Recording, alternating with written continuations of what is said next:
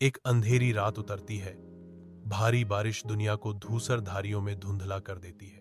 बिजली आसमान को चीरती है, क्षण भर के लिए खाली सड़क को रोशन करती है। गड़गड़ाहट गूंजती है, प्रकृति की कच्ची शक्ति की एक सिम्फनी, क्योंकि बारिश का पानी सुनसान सड़क को धोता रहता है।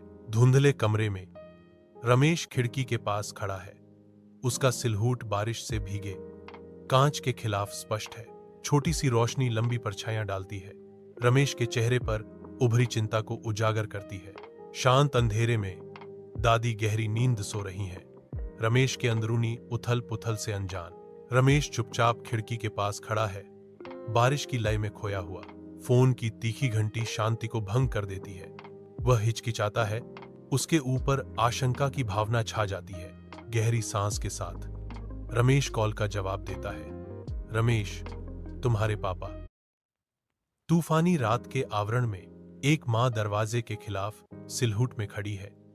उसका सिलहूट बारिश के बीच आशा की किरण है।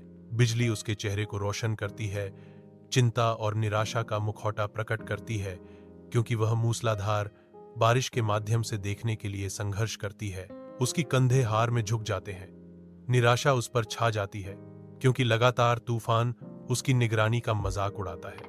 मां की चिंता कमरे में भर जाती है, क्योंकि घड़ी की टिक टिक शांति को चीरती है। वह बारिश से भीगी रात को घूरती है। उसका सिलहूट निराशा का अध्ययन है। अभी तक आए क्यों नहीं, वह फुसफुसाती है। उसकी आवाज थकावट और चिंता का एक नाजुक धागा है। मां तूफानी रात के खिलाफ अपनी सिलहूट के साथ दरवाजे की ओर बढ़ती है।